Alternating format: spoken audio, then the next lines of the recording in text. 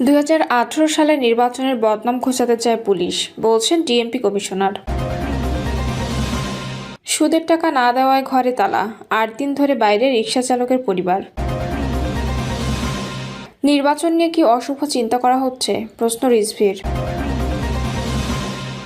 এবং সর্বশেষ জানাবো ছাগলকাণ্ডের মতিউরের দ্বিতীয় স্ত্রী ও মেয়েকে দেশে ফেরাতে ইন্টারপোলের আবেদন। শুনছিলেন সংবাদ শিরোনাম, এবারে বিস্তারিত। 2018 সালের নির্বাচনের বদনাম ঘোচাতে চায় পুলিশ, বলছেন ডিএমপি কমিশনার।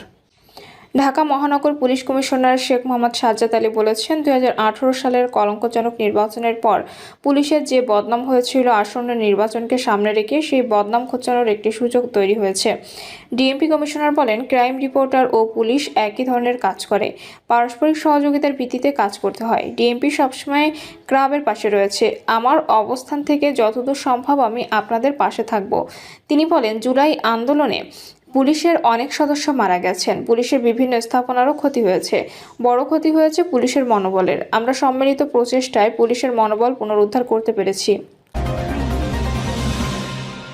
সুদের টাকা না দেওয়ায় ঘরে তালা, 8 দিন ধরে বাইরে রিকশা চালকের পরিবার। সুদের টাকার জন্য একরাম নামের এক রিকশা চালকের বসত ঘরে তালা লাগিয়ে দেওয়ার অভিযোগ উঠেছে। এতে গত 8 দিন ধরে ঘরের বাইরে সন্তানদের নিয়ে মানবেতর জীবনযাপন করছে পরিবারটি। ঘটনাটি ঘটেছে নোয়াখালীর হাতিয়া উপজেলার চরকিং ইউনিয়নের 7 নম্বর ওয়ার্ডের চরবগুলা গ্রামে। স্থানীয় বাসিন্দারা জানান, একরাম হোসেন উপজেলার চরবগুলা গ্রামে সরকারি প্রকল্পের একটি ঘরে স্ত্রী সন্তান নিয়ে বসবাস করে আসছেন। নিজের প্রয়োজনে একই এলাকায় তোফায়েল আহমেদ নামের এক ব্যক্তি থেকে মাসিক লাভের টাকা দেওয়ার চুক্তিতে কিছু টাকা নেন। একরাম দারিদ্র্যের কারণে দীর্ঘদিন চুক্তি অনুযায়ী লাভের টাকা দিতে না পারায় তোফায়েল তার ঘরে তালা লাগিয়ে দেন। এতে তার পরিবার ঝড় বৃষ্টির মধ্যে খোলা বারান্দায় মানবতার জীবনযাপন করছে। জানতে চাইলে একরাম হোসেন বলেন, 2015 সালে আমার রিকশার সঙ্গে দুর্ঘটনার জন্য 2 জন লোক আহত হয়। তাদের চিকিৎসা করতে গিয়ে আমি তোফায়েল থেকে লাভের ওপর 60,000 টাকা নিই। 2019 সালে আরও 11,000 নিই। 2023 সাল পর্যন্ত আমি সর্বমোট 1,86,000 টাকা পরিশোধ করি। একরাম আরও বলেন, ওই টাকা দিতে গিয়ে আমাকে কয়েকটি এনজিও থেকে ঋণ নিতে হয়েছে। সেই ঋণের টাকা পরিশোধ করতে আমার জীবন শেষ। 2023 সাল থেকে আমি আর সুদের টাকা টানতে পারছিলাম না। এক পর্যায়ে আমি রাতের আধারে পালিয়ে যাই। কিছুদিন পর আমি বাড়িতে আসলে তিনি লোক নিয়ে আমাকে তুলে নিয়ে মারধর করেন এবং জোরপূর্বক 3,33,000 টাকা স্ট্যাম্পে স্বাক্ষর নেন। পরে আমি চট্টগ্রাম গিয়ে রিকশা চালিয়ে সামান্য যা কিছু উপার্জন করি বাড়িতে পাঠালে কোনো রকম আমার সংসার চলে। গত কয়েকদিন আগে আমার মা অসুস্থ হয়ে পড়ায় স্ত্রী সন্তানদের নিয়ে হাতিয়ার বাইরে যায়। এই সুযোগে তোফায়েল আমার ঘরের সব মালামাল বের করে নিয়ে তালা মেরে দেন। আমার স্ত্রী ফিরে আসলে তার কাছে চাবির জন্য গেলে তিনি দেননি। একরাম হোসেনের স্ত্রী বলেন, আমি ঘরে ঢুকতে না পেরে খোলা বারান্দায় বাচ্চাদের নিয়ে রাত্রি যাপন করছি। বৃষ্টির কারণে বাচ্চাদের ঠান্ডা লেগে গেছে। 8 দিন পর আজকে পাশের ঘর থেকে পাতিল নিয়ে ভাত রান্না হয়েছে।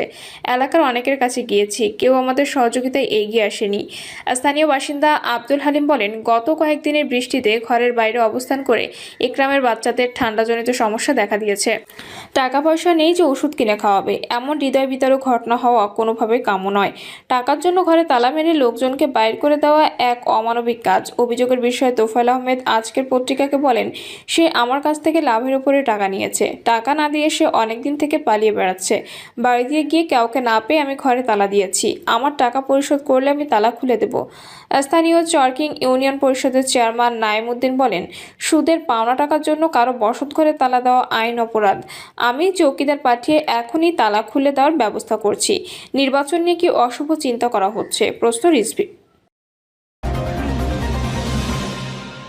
নির্বাচন নিয়ে কি অশুভ চিন্তা করা হচ্ছে, প্রশ্ন রিজভির। পিআর পদ্ধতিতে নির্বাচন প্রসঙ্গে বিএনপি সিনিয়র যুগ্ম মহাসচিব রুহুল কবির রিজভী বলেছেন, দেশের জনগণ এই পদ্ধতির সঙ্গে কোনোভাবে সম্পর্কিত নয় এবং পরিচিত নয়। এখন এটিকে সামনে তুলে নিয়ে আসা হচ্ছে কেন? এই পদ্ধতিতে নির্বাচনের জন্য বারবার উচ্চারণ করা হচ্ছে। তাহলে কি নির্বাচন নিয়ে অশুভ কোনো চিন্তার হয়েছে? রাজধানীর নয়াপল্টনে দলের কেন্দ্রীয় কার্যালয়ে ঢাকা মহানগর দক্ষিণ শ্রমিক দলের উদ্যোগে বিএনপি চেয়ারপারসন বেগম খালেদা জিয়া স্থায়ী কমিটির সদস্য মির্জা আব্বাস এবং চেয়ারপারসনের বিশেষ সহকারী শামসুর রহমান শিমুল বিশ্বাসের সুস্থতা কামনায় এক দোয়া ও মিলাদ মাহফিলে তিনি এসব কথা বলেন। রুহুল কবির রিজভী আরও বলেন, গণতন্ত্র পুনরুদ্ধারের কাজগুলো অমীমাংসিত রয়েছে, সেগুলো মীমাংসা করতে হবে। অবাধ সুষ্ঠু নির্বাচন নিশ্চিত করতে হবে। হঠাৎ যৌক্তিক দাবি তোলা হয়েছে পিআর, এটা কেন করা হয়েছে আমরা কেউ বলতে পারবো না। হঠাৎ করে নির্বাচন নতুন পদ্ধতি আনলে বিশৃঙ্খলা তৈরি হবে, তালগোল পাকাবে, এটা মনে রাখা দরকার। কারণ শেখ হাসিনা সমাজের প্রতিটি ক্ষেত্রে তালগোল পাকিয়ে গেছেন। আমাদের ফিরিয়ে নিয়ে আসতে হবে সত্যিকারের জবাবদিহিমূলক শাসন। চক্রান্তের এখনো শেষ নেই, চক্রান্ত অব্যাহত রয়েছে বলে মন্তব্য করে রিজভী বলেন, বর্তমান রাষ্ট্রচরিত্র তো শেখ হাসিনার রাষ্ট্রচরিত্রের মতো না। তাদের অন্যান্য দিক থেকে অনেক ব্যর্থতা আছে, কিন্তু গুম, খুন ও গুপ্ত হত্যার মতো শেখ হাসিনার যে বীভৎস নারকীয় দুঃশাসন ফ্যাসিবাদ এদেশের জনগণ দেখেছে, সেই সময় এখন নেই। প্রতিটি মানুষ স্বস্তিতে আছে। আগের পরিস্থিতি ডক্টর মোহাম্মদ ইউনূসের সময় পুনরাবৃত্তি হবে না। এর সময় তিনি বেগম খালেদা জিয়ার সুস্থতা, আরোগ্য ও দীর্ঘায়ু কামনা করেন। একই সঙ্গে বিএনপির স্থায়ী কমিটির সদস্য মির্জা আব্বাস, নজরুল ইসলাম খান, চেয়ারপারসন উপদেষ্টা আব্দুস সালাম, শামসুর রহমান শিমুল বিশ্বাস এবং মহিলা দলের সভাপতি আফরোজা আব্বাস দ্রুত সুস্থতা ও দীর্ঘায়ু কামনা করেন রিজভী। ছাগলকাণ্ডের মতিউরের দ্বিতীয় স্ত্রী ও মেয়েকে দেশে ফেরাতে ইন্টারপোলের আবেদন। ছাগলকাণ্ডে দেশব্যাপী আলোচিত এনবিআরের সাবেক সদস্য মতিউর রহমানের দ্বিতীয় পলাতক স্ত্রী শাম্মী আক্তার ও মেয়ে ফারজানা আক্তার ইপসিতাকে গ্রেপ্তারের মাধ্যমে দেশে ফিরিয়ে আনার জন্য ইন্টারপোলের আবেদন করা হয়েছে। পুলিশ সদর দপ্তরের ন্যাশনাল সেন্ট্রাল ব্যুরো এই আবেদন পেয়েছে। পরবর্তীতে রেড নোটিশ জারি করতে ফ্রান্সে অবস্থিত ইন্টারপোলের সদর দপ্তরের কাছে এক ইমেইল বার্তা পাঠিয়েছে বাংলাদেশ পুলিশের এনসিবি। এ ব্যাপারে পুলিশ সদর দপ্তরের এআইজি আলী হায়দার চৌধুরী জানান, আদালত, প্রসিকিউশন অথবা তদন্ত সংস্থার অনুরোধের পরিপ্রেক্ষিতে পুলিশ সদর দপ্তরের এনসিবি শাখা ইন্টারপোলের রেড নোটিশ জারির আবেদন করে থাকে। সে অনুযায়ী আবেদন করা হয়েছে। জানা যায়, মতিউর ও তার স্ত্রী সন্তানের বিরুদ্ধে অন্তত 4টি মামলা দায়ের করা হয়েছে। মামলায় মতিউর ও তার প্রথম স্ত্রী লায়লা কানিজ গ্রেপ্তার হয়ে বর্তমানে জেল হাজতে রয়েছেন। আর দ্বিতীয় স্ত্রী শাম্মী আক্তার, মেয়ে ফারজানা রহমান ইপসিতা ও ছেলে তৌফিকুর রহমান বর্তমানে পলাতক। মতিউরের মেয়ে ফারজানা রহমান ইপসিতা ও ছেলে তৌফিকুর রহমান বর্তমানে কানাডায় অবস্থান করছেন বলে একাধিক সূত্র নিশ্চিত করেছে। সূত্র বলছে, বিপুল অর্থ সম্পদের মালিক মতিউরের দ্বিতীয় স্ত্রী ঘটনার পরপরই ছেলেকে নিয়ে মালয়েশিয়া চলে যান। দেশেই আত্মগোপনে থাকেন মতিউর ও তার প্রথম স্ত্রী লায়লা কানিজ। পরবর্তীতে চলতি বছরের জানুয়ারিতে মতিউর ও লায়লা কানিজ গ্রেপ্তার হলেও তারা এখনও অধরা। সূত্র জানায়, বর্তমানে শাম্মী আক্তার কখনো মালয়েশিয়া, কখনো ভারতে অবস্থান করছেন। আর সেখানে থেকে সামাজিক যোগাযোগ মাধ্যমে দেশবিরোধী কর্মকাণ্ড পরিচালনা করছেন। বিগত আওয়ামী লীগ নেতাকর্মীদের নিয়ে জুম মিটিং করে নানা স্থানে নাশকতার পরিকল্পনা করছেন। জানা যায়, মূলত এ কারণে তাকে দেশে ফিরিয়ে আনতে গতকাল থেকে মাঠে নেমেছে দুদক ও পুলিশ। ইতিমধ্যে তারা ইন্টারপোলের আবেদনও করেছে। প্রিয় দর্শক, এই ছিল এখনকার সর্বশেষ সংবাদ।